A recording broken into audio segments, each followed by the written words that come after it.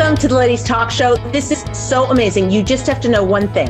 Like if you wanted to have the entire marriage secrets in one shiur, this is it. Today, we're going to go over this. I basically what I did, I'm like, if you're meeting with somebody and they haven't read the whole book, how do you give over a masura in 1 hour? Okay. So I took chapter 1 and 2 and I've made it this, and I'm chapter 2 and 3 and 4 and that made it that and whatever. So I'm giving over today the five things that you wish you knew when you got married. This is our masura, okay? I'm going to give it to you standing on one foot. Ready? Here we go.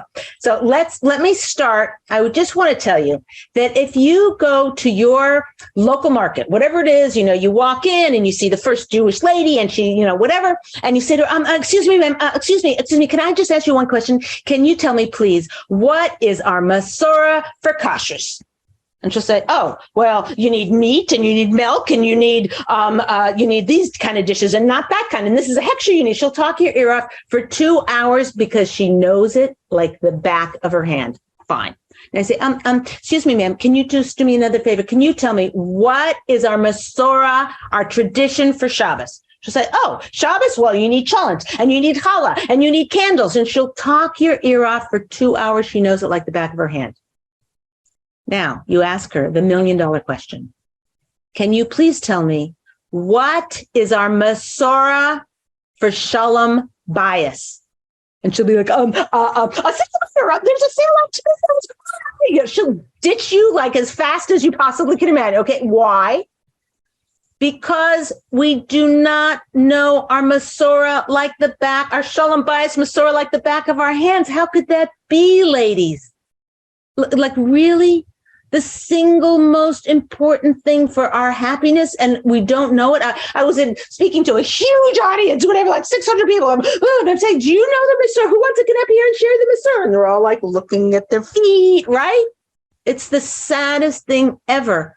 Our entire happiness and joy in life and bringing the Shekhinah into our home and bringing infinite blessing into our home comes from following our masura for shalom bayis, and people just don't know it now.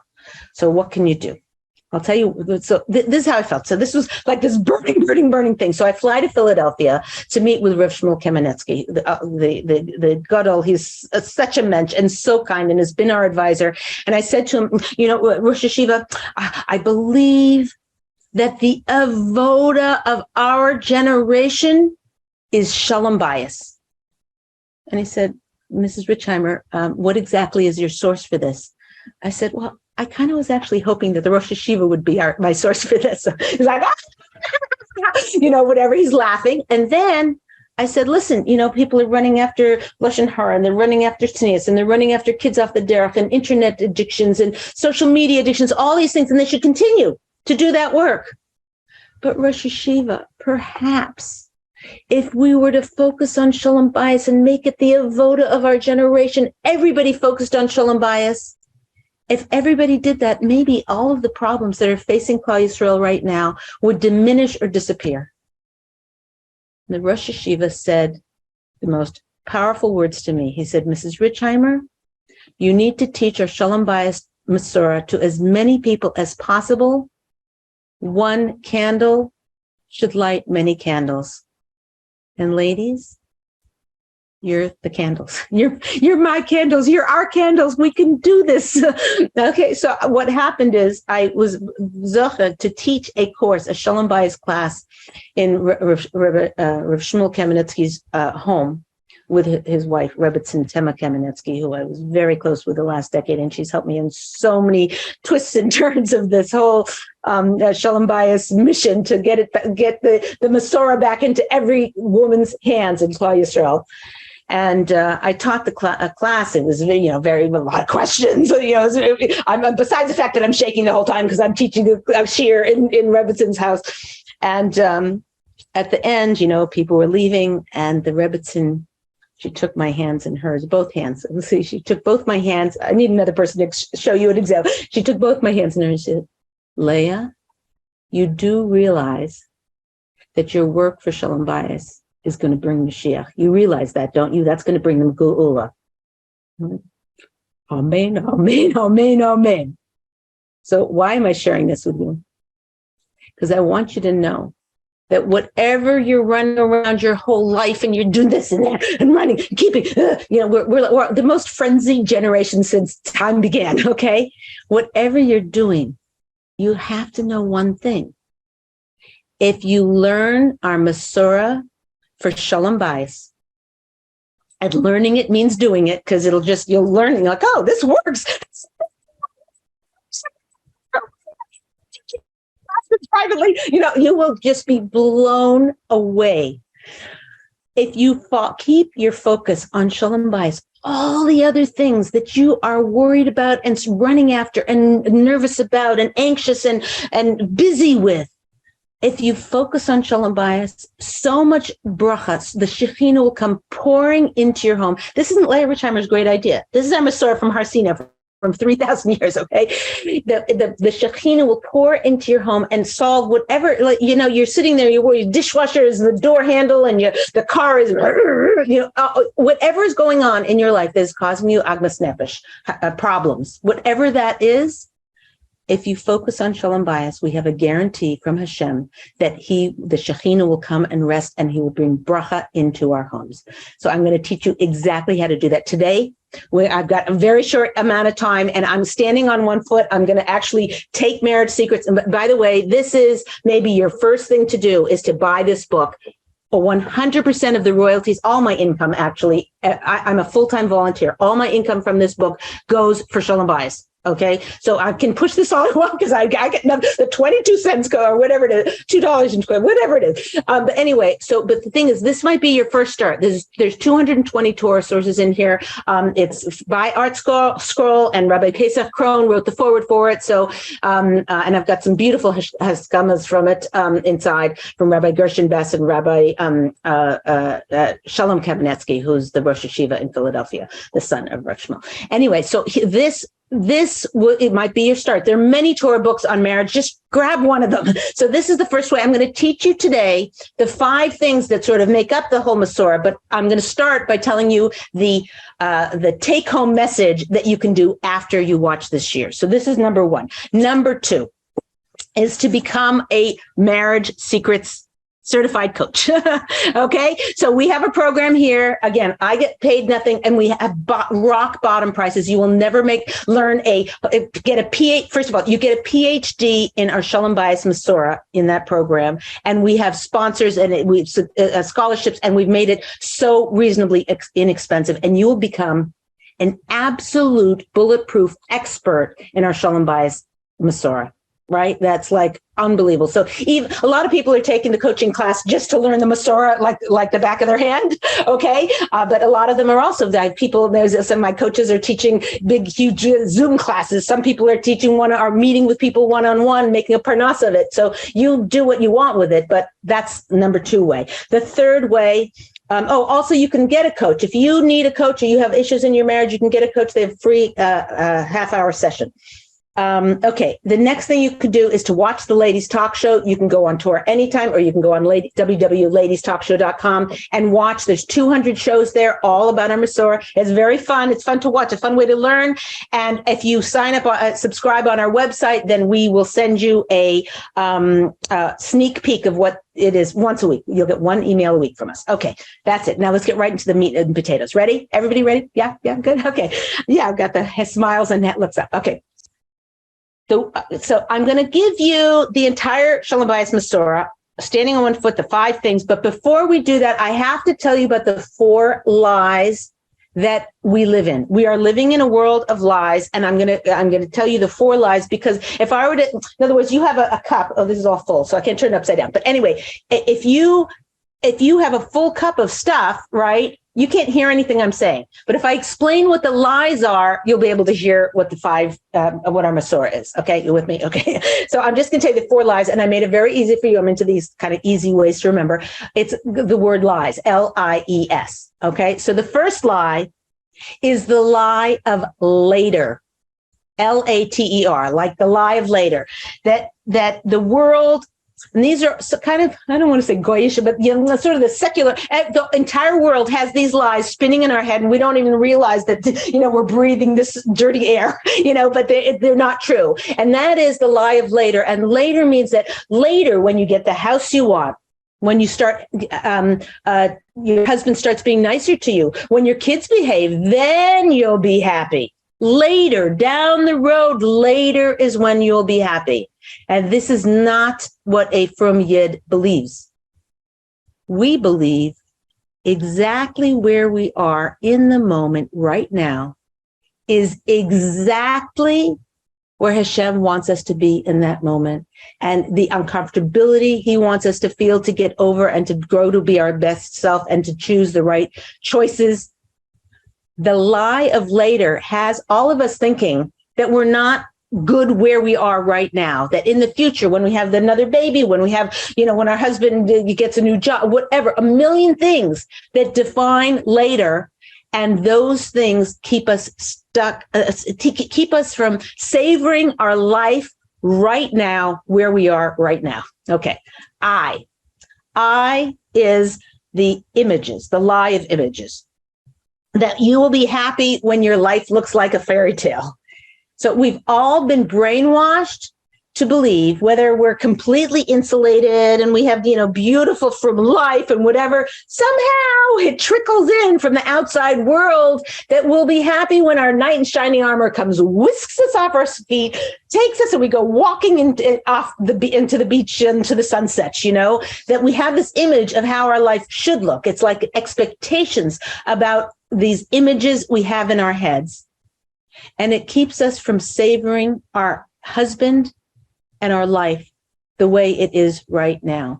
So I want to tell you, I worked many decades. Now I only do purely shalom bayis. I've been doing this for many, many decades, but I used to help with singles. And I'll tell you, I could meet a girl and I could be talking to her for maybe 5 minutes, 10 minutes. I could tell you in that short of a period of time whether she had read goyish novels or not, whether she had any influence or not. Why? Because instead of thinking, what can I provide for this husband? And I just want somebody we can grow together and whatever. She's got in her head, he's got to look like this. He's got to talk like that. He's got to be like this, got to come from this family. She has all of the fantasies of those of unreality, these images in her head. And this really was so detrimental. I had to kind of scrape off the barnacles until she saw like that's not going to, that fantasy doesn't exist. They never talk about the next day when this rich, handsome, whatever, all those crazy things they say. They never talk about the next day when he leaves his smelly socks on the pillow. Okay. That's not part of that whole scene. So to get real, we have to remove these images. Okay, fine. The next one in the lies is E.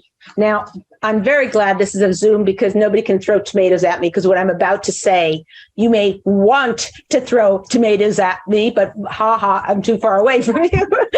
So the tomatoes that you're going to throw at me are for E, we are told the lie that when we have equality, then we will be happy. So in the world, the Western society that we live in for the last 70 years, I'm not anti-feminist, whatever, and they did good and whatever, but they got this wrong. And that is that if you take a measure of equality, I'm very, very into women's equality in the workplace.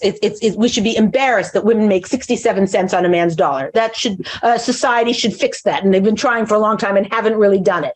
They should fix that. So equality in the workplace, I'm all for it. It is the wrong measure for a home. The measure for success in a home is shalom.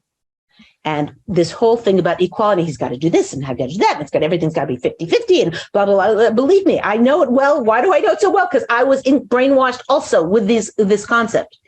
And it's true that equality in the workplace is important, but in home, that is what is causing so much turmoil as people walk in with that expectation of equality.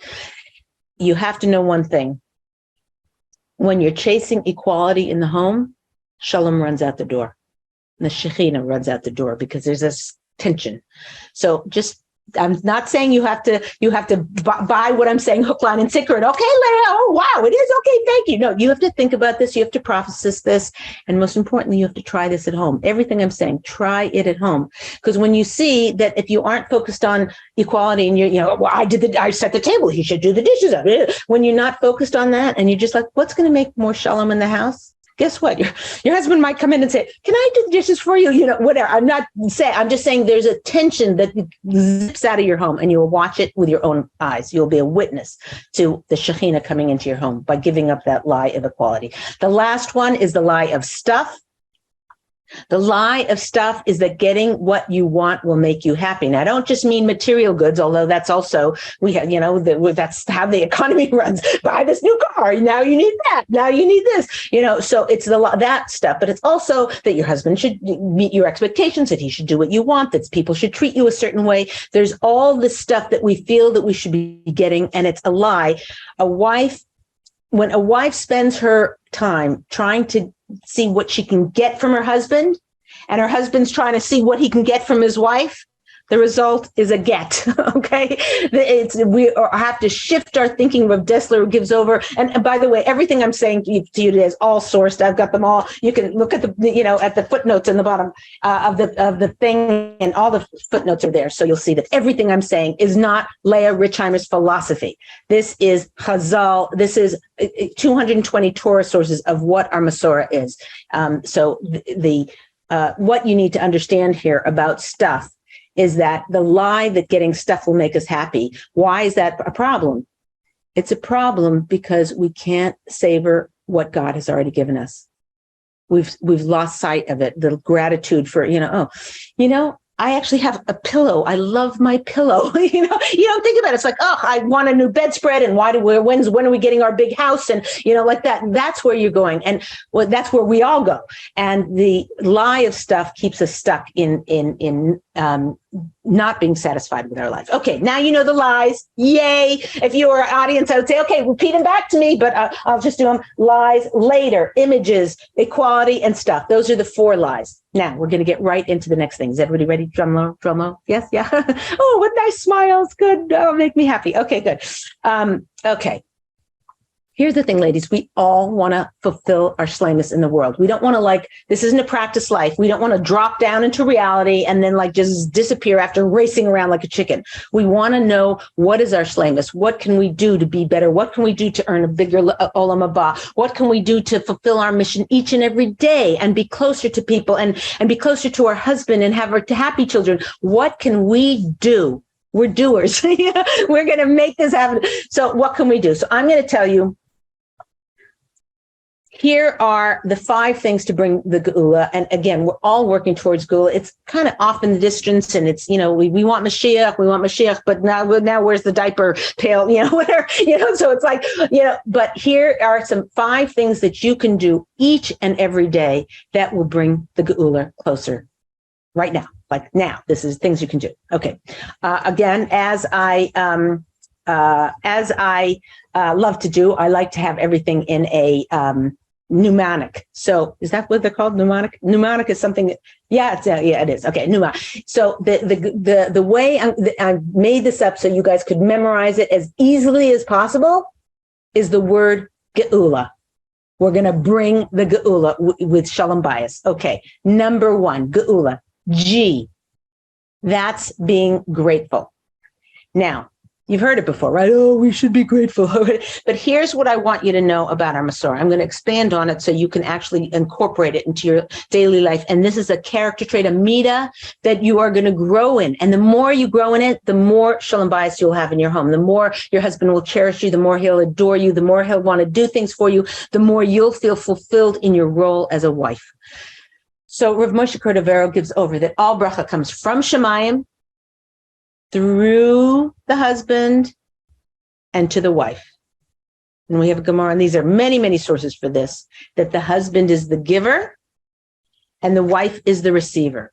Now, I just have to tell you something, because this is going to shock you. I've lectured Kanai Nahar all over the world, and even in the holiest places in Yerushalayim, people were like, what do you mean the husband's the giver and the wife is the receiver? I'm giving all day long. That's all I'm doing. Like, hello, like this is the Aleph base. If I was standing in that supermarket we talked about before, and I was in your supermarket and you came up to me and you said, Leah, what is our masura for shalom bayis? You know what the answer would be? The husband is the giver and the wife is the receiver. The rest is commentary. Many people don't know that. Now you do. Now, what does that mean? So I'm going to go into that a little bit here. I go into it very, very deeply in Marriage Secrets, and on all the shows, we talk a lot about being the receiver and what is a wife. So when a woman says to me, Leah, I'm giving to my husband all day long, I make his challah. So I'm sitting there, I take the flour and the oil and the sugar and the salt and the and eggs, and I put them and I make challah for him, and I'm giving him challah. Here's what you have to know. There is nothing in your house currently that comes from your own bracha.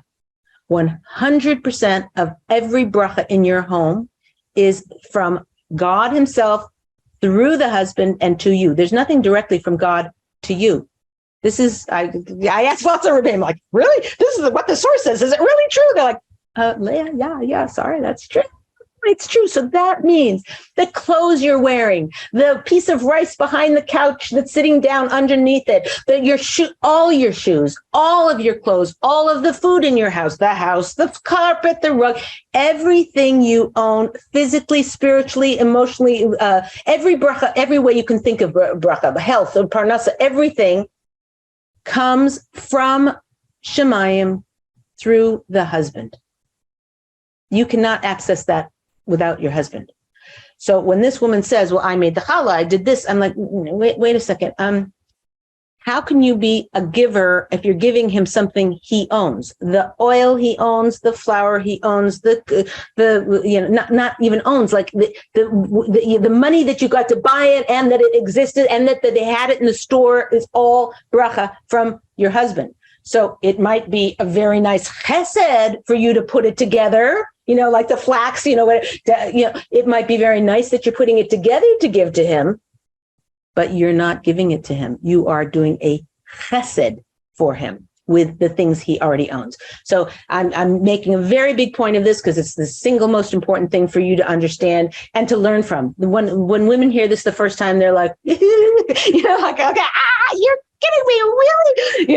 And also you have to know that it is in our society, the being powerful and being the giver, being the receiver is like the wimp. Oh yeah, I'm the receiver. So it's seen so badly in our society, unfortunately. And what you have to understand is, I don't know why God made it this way. All I know is that if a woman is the size of a little bowl, that's how much bracha she can get in her home. Because there's a Gemara that talks about the bracha from Shemayim is in merit of the woman, but that Gemara doesn't contradict. It's like, yeah, if she's this big, that's all that bracha is from her. If she's the size of a challah bowl, that's how much bracha she has. If she's the size of a bathtub, that's how much bracha can come from her husband, from Shemayim, through her husband to her family. Is Hashem capable of filling a bathtub? Is he capable of filling a swimming pool full of bracha? Is Hashem capable of filling an ocean of bracha in your home? Absolutely he is. So the job of bringing shalom bayis into the house is growing, becoming a bigger and bigger vessel, as big as you can in your lifetime. And the bigger a vessel you are to receive his bracha, guess what? Guaranteed. Okay. I'm saying that so you hear it. Okay. Guaranteed that bracha is coming. That much bracha is coming into your home. Since Adam and Chava walked the face of the earth, God knew you were going to be born. He knew when you were going to live. He knew who your parents are. He knew who you were going to marry. He knew what kids you were going to have. And he has for you, I don't know if you have a Costco or a big, huge store, whatever near you. If you can imagine that being filled shelf after shelf after shelf with brachas for you. Oh, this is, she should do well on her second grade recital. This one is, she should have a bracha that her leg that she broke heals well, whatever it is. All these brachas are lined up on shelf after shelf. They've been waiting for you since Adam and Chava walked the face of the earth. And the way to access all of that bracha is growing the size of your bracha. So how do you do that? grateful. Okay. That means that you spend your days, whatever you thank your husband for now, multiply it by 100. Multiply it by 10 to start, and then you can work your way up to 100. But the more you show gratitude to your husband with just the simple words, thank you, the more bracha will come into your home. And that means that, you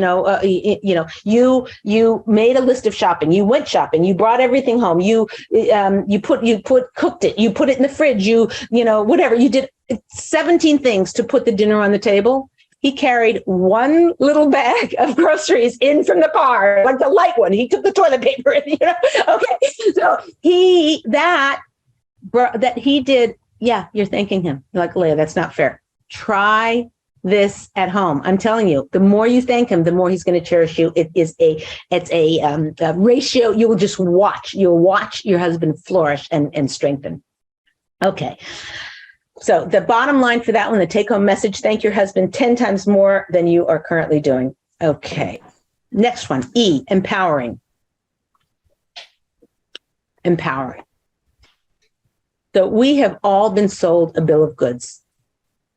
And that bill of goods, and for you, how do you explain that in a different way? We've all been told a lie, basically, that control, that if we have control, then our life's going to be awesome. Our life's going to be extraordinary. We're going to be the boss. We're at the control is important to us. But you have to know one thing. There is one thing that is so much more important to women than having control. And that is being cherished by her husband and connecting with her husband. We've been told that, you just want to be in control of your husband. But, we basically took the men off the throne, threw them in the gutter, and then we're upset that he's not being a man, or, he's not being, we can't look up to him. We can't be there for him. The key that you have to understand is the minute you grab control from a man, you lose closeness, you lose connection, and you lose his ability to cherish you. A man needs control like he needs oxygen. I'm not saying that you should zip your lip and just put your duct tape and you're done, No, you can give you can be influencing your husband and saying, by the way, maybe this car, maybe we ought to test drive that one. You don't want to? Oh, okay, fine. You the boss. You the man. How many people can wear pants in one family? Give up the pants, okay, in that proverbial sense. Means let your husband be the man. Let him be in control. This is a hard transition. Again, there's like 2 or 3 chapters on it here because I know it's hard. Okay, I was a stockbroker. I was like, king of the world. There were 400 men in the firm and 3 women, and I had the second largest portfolio in the whole firm. Whatever. So I know what it is to say, give it up. Okay. It's hard. But guess what? I had a woman and she said to me, she is very, very successful in her business and she micromanaged her husband and she kind of ran the show and whatever. And she came to my class and she said, I have this tension in my neck. I mean, I've had acupuncture. I went to doctors. I go to a chiropractor all the time. It's sometimes, Leah, it's so bad. I sit in a reclining chair. I sleep in a reclining chair because I don't want to have my head on the pillow and whatever. And I have to sleep like that.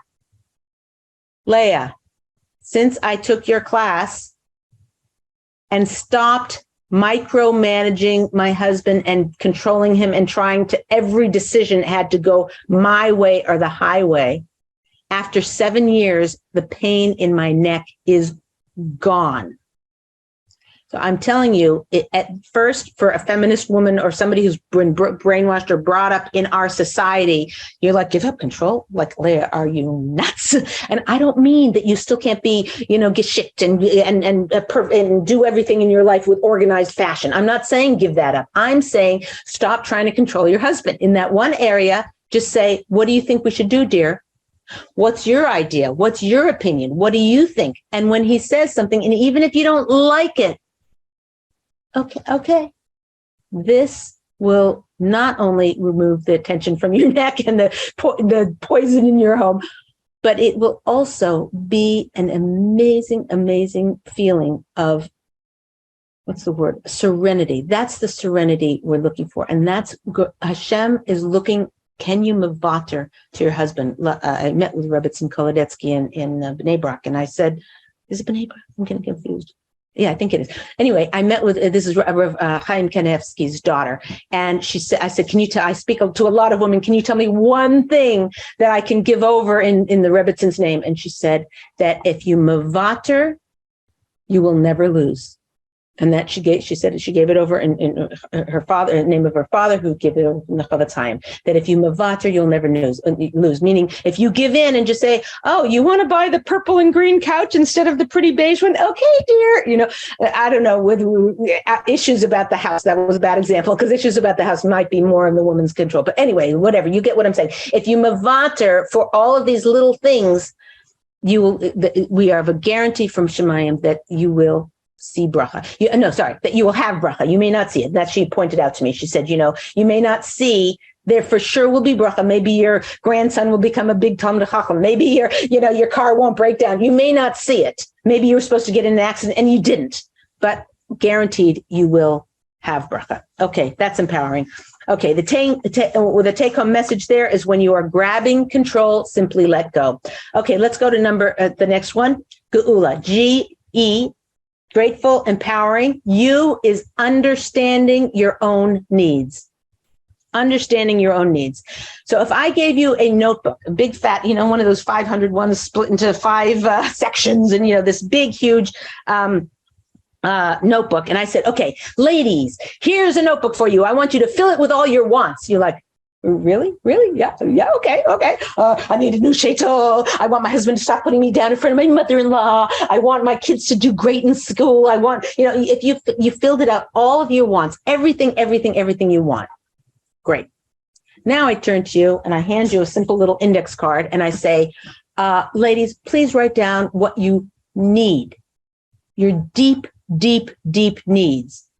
You'd be like, can I get back to you later? You wouldn't know the answer. It's like people are very, very clear on all of the things they want. They have no idea how to hone it down to what I'm going to show you right now, how to hone it down to their true needs. But here's the downside. So what's the problem with that? You know all your wants. Your poor husband, the thing he wants most in the world, it may not seem like it in the moment, but the thing he wants most in the world is to make you happy.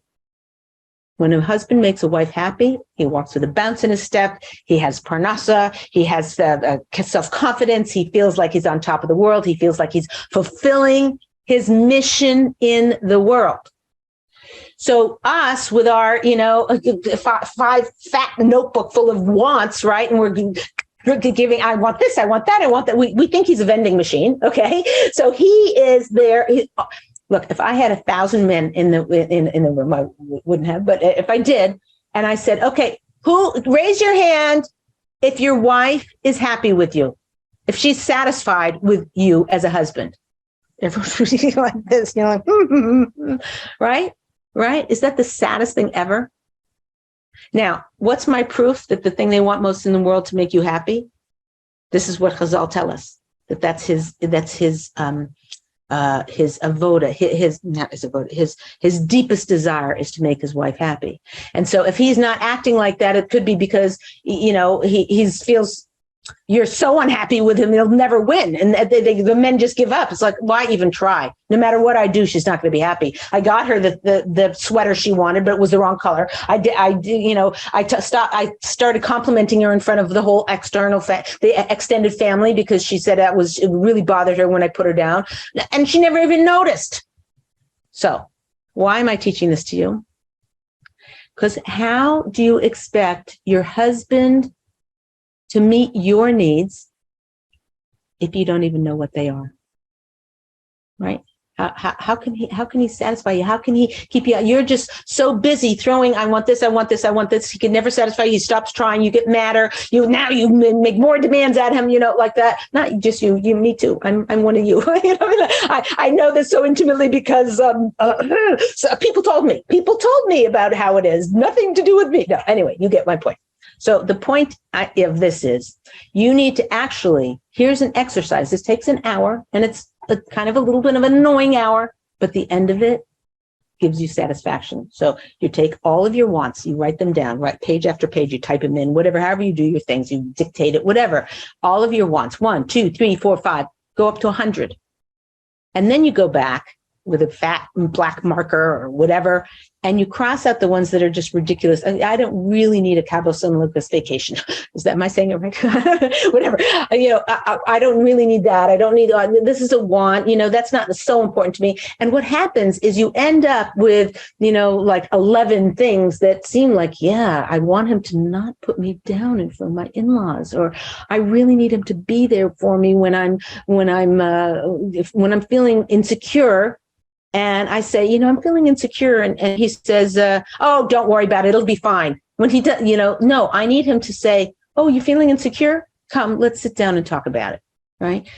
When you get what your deep needs are, it's so geschmack. You feel like you actually have a chance of getting them met. So the homework is to make your want list, to cross out as many things as you can, to circle the rest, then to cross those down and have like 3, 4, 5 things in priority of order of what's most important to you, which one is the real key thing. I had a woman and she was, again, she was very into quality and she did everything, but her husband's job was to do the dishes. So at 7 o'clock, whatever, when they finished dinner, he would say, oh, I'm going to help the kids with their homework. Meanwhile, the things are coagulating on the dishes. They're getting dry and crusty, making them harder. And they're going back on the shelf with soap on them and crusty. Whatever. But she fought with him. And for about 3 years, they had this big rate every night for about 2 hours. There was tension in the home because he didn't do the dishes exactly when she wanted them to or the way she wanted them to. When she did this wants and needs list, she realized, what I really need, I need more time with him. I feel like I never have time to tell him my day. I never have time to unload what's in my heart, what I'm feeling. And this one said, and that one hurt my feelings and all. That's really a need of mine. And I'm not getting it met currently. Wow. If I had to trade him doing the dishes or spending 10 minutes, 15 minutes with me, just listening and talking to me and consoling me or making me feel better, healing me from past wounds, whatever it is, if I had that, I could care less. I do the dishes in 7 minutes. He takes them 45 minutes and they go into the shelf dirty. Well, what have I been fighting for the last 10 years? So when you know your needs, that's when you have the chance of getting them met. And sometimes a woman said to me, oh, I try, I know my needs, but he can't possibly meet them or whatever. And I'm like, well, you have to work with it. You have to, this is very well explained Marriage Secrets. So if you want more on that, you can go to that. And we have lots of classes on it, actually, also on Ladies Talk Show. But I just wanted you to have a taste of there's this huge tension in a marriage. And when a woman knows what her needs are, that floats away. Okay, let's go to the next one. L. Loyalty. Okay. Loyalty is kind of an old-fashioned term from the old days that people don't. And having loyalty is almost seen as being dumb. Like, the boss said this and everyone's saying bad things about him. And instead of going with the boss and saying, I think what you did is the right thing to do, and you get fired because of it. It's like, as soon as he gets in a little trouble from the CEO or something like that, everybody steps back. Loyal, and that's seen as, oh, that's smart. You got to self-preservation. The biggest thing lacking in marriages right now, besides the masura, no, but I'm saying one of the biggest things I see causing so many difficulties in marriage is the lack of loyalty. Let me tell you a little bit about how loyalty looks. Loyalty is to make your husband feel safe with you. It means it's kind of like the biggest thing you can do to endear your husband to you. To endear him means to have him be close to you and have him cherish you and have him feel like, oh, she's got my back. She's taking care of me. So I'm just going to give you examples of disloyalty because that's the easiest way to see what loyalty is. So your daughter says, Daddy still hasn't fixed the light bulb in my closet. And you answer, oh, yeah, and he didn't fix the front door either. That's disloyalty. So what would loyalty look like? Baruch Hashem, your daddy works so hard for us. He's really tired at night. That's loyalty. Your coworker says, my husband leaves bags of chips all over the couch. And you say, oh, my husband leaves fruit on the counter, half eaten. It's disgusting. That's disloyalty. Loyalty would be, that's frustrating. You know, like, in other words, she's telling you this thing. She's telling you this lashon hara about her husband. So now, number one, she knows that you're not a good candidate to listen to lashon hara. And secondly, she knows she's not going to have a complicit, you know, you're going to rile each other up and talk about your husband. That disloyalty, even when your husband can't hear it, even when you know he will never get back to him, it's still disloyalty. You'll know it in your heart that you're just a little bit pulling away from your husband and having a lack of closeness because you're not loyal. We're not loyal. Okay. I mean, myself included, we all need to work on this. So the third example, your mother says, your husband really should help put the kids to bed at night. And you say, I know, and he never helps in the kitchen either. That's disloyalty. Loyalty would say, Mom, please don't put my husband down. Okay. So I had a woman, and she's like, we were at a dinner table, and, my aunt, she's kind of an older lady or whatever, and she kind of a little bit tactless and really doesn't have control over her mouth or whatever. And she says to my husband in the middle of dinner, okay, there's a table full of people, and she says to my husband, Moishi, keep your mouth closed when you're eating, when you're chewing. That's disgusting. Right? The wife had been bugging him about keeping his mouth closed for years. So she's like, yes, he finally got it. And he got it in public, right? That's called disloyalty. So what should she have done? She said nothing. What should she have done? She should have said to the aunt, oh, Auntie, I asked my husband specifically to chew with his mouth open. I like to know how much he eats and if he's chewing it well or whatever. I'm being a little bit ridiculous, but I'm saying that's loyalty. That's loyalty. And if you focus your heart and your mind on being loyal to your husband, you will see there is nothing that makes a man cling more to his wife and cleave to her and want to take care of her and protect her and lift her up and make her happy than when a wife is beyond any reasonable expectations, is so loyal to him. It's like it builds a man. So I'm going to quickly give you a couple of things on respect. A couple of things. Well, there's respect and loyalty. I'm going to start with loyalty. Praise your husband to your kids constantly. You cannot overdo it. So a lot of women, are putting down their husband, like, why did you do that? Why did you? They say negative things in front of their kids. Then when their kids turn teenagers, the kids have no respect for the father, and that strength that the woman needs when the kids are teenagers is completely gone because she just spent the last 10 years putting them down. So I'm telling you right now, the antidote to this is to praise your husband as much as humanly possible in front of your kids. For even if you have to dig very, very hard to find a compliment, Daddy is so good that he finished his whole plate and brought it to the table. I mean, don't be something that looks like you're condescending to him, but point out, oh wow, that was so honest of you, Moshe, whatever your husband's name is. So constantly praise him. Defend your husband if anyone ever says anything negative about him. Never raise your voice to your husband. This is very crucial. This is about loyalty, and I speak a great deal about that yelling. If you are a yeller, okay, this is not okay. Sorry to do, I know I'm giving you a tough job to work around.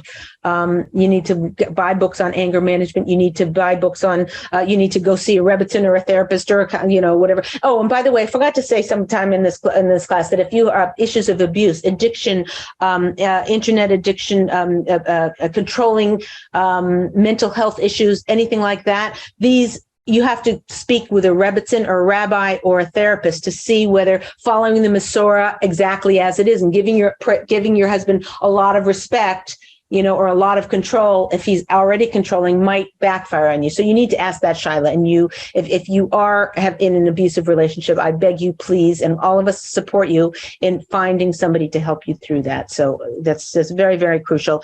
I do have to say, however, that our masura, there's no footnote that says this masura is only for people who are emotionally stably healthy, who never came from a dysfunctional family and everything's perfect and now do this. No, it said there was no footnote.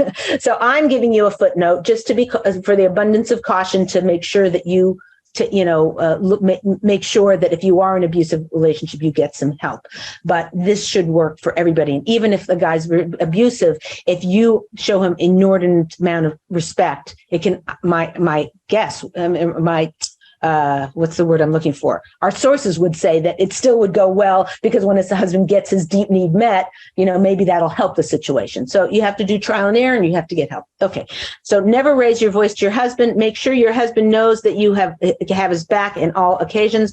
Always make him feel like he is the most important person in the room. And here's respect. This kind of goes, these are two chapters that I'm sort of squishing all in, but respect is to make your husband your top priority. That means that if you're setting the table, you set his place setting first. You never let other people sit in his seat. You don't even sit in his seat unless you have permission, or you tilt the chair sideways. You do his errands first. So you have to do, you have to have your son's pants tailored, and you need to drop your husband's shoes at the place or whatever. Even if it's harder and takes longer, circuitous route, take care of your husband's first. He will never know. He may never know. You will know. It will be when you're treating your husband like a king in these subtle little behind the scene, ways. It builds in you an awe and a looking up to this man, which is exactly what God wants you to do, wants us to do.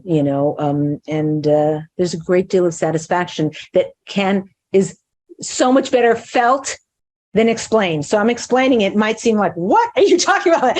Try one of these things. I had a woman who said, she set the table and she's like a brother, but that was their homework. When I was teaching a very serious class, that was her homework. So she said to her husband, she said, by the end of the week of setting his first, she felt like, she felt like, I don't know, pleased at herself, pleased that Hashem gave us these avodas, and also a sense of closeness to her husband for doing that. Okay, fine. So the take-home message for loyalty is the more loyalty you show, the more closeness you will have. Okay, next one. For this is geula. G is grateful, empowering, understanding your own needs, being loyal, and the last one, A, is attentive. Attentive. Here's what you got to know. This is news to many women. I don't know, maybe it's not to you, but most women who I give it to are like, really? And then everybody's raising their hands like, really? So the more you listen to your husband, the closer he will feel to you. The more you listen to your husband, the closer he'll feel to you. So we know all bracha comes from Shemaim through our husband and to us, and we're the receivers. So when a husband is talking to his wife, and people are like, Leah, excuse me. I'm like, how was your, I say, my husband walks in the door. How was your date? Fine. What's new? Nothing. How did the report go with the thing? Great. It's like, my husband doesn't talk. So we have to become the ultimate, interviewers. And if you have to, get a notebook and start writing down questions that you're going to ask your husband next time you see him, and keep a list of questions and refer back, when you have some time, write all the questions before he's about to come home. Run to your list and say, oh, I'm going to do 4, 5, 6, 7, and 8. And the next day I'm going to do 9 and 10. And, like that. Okay. You have to wean out from your husband what is going on inside him. That's how he feels close to you. Rev Dessler says, when you give, that's how you love. And the more he gives to you, the more he'll love you. And women say, wait, Leah, excuse me. Women got 9/10 of speech, hello. I'm like, ladies, if you use all of it on your husband, you'll kill the poor guy. Okay. So you have to really pace it and start asking your husband questions. And I just have a little bit of a caveat. This is timeout. You have to really think about this. When I give this assignment, the women usually go and they take, they follow the thing of listening to their husband. And then their husband, once he sees the gates are open, they spend about 2 or 3 months talking, getting from 20 years of marriage, it all comes out over a few months or whatever. It does subside a little bit. And some people say, oh, my husband's a talkaholic. He's always talking, whatever. Okay, so fine. Now you see, you're close with him. And she said, yeah, actually, that's true. So the issue is, whatever you're doing to listen to your husband now, bump it up, like by a wide margin. Make lists of questions that you can ask him.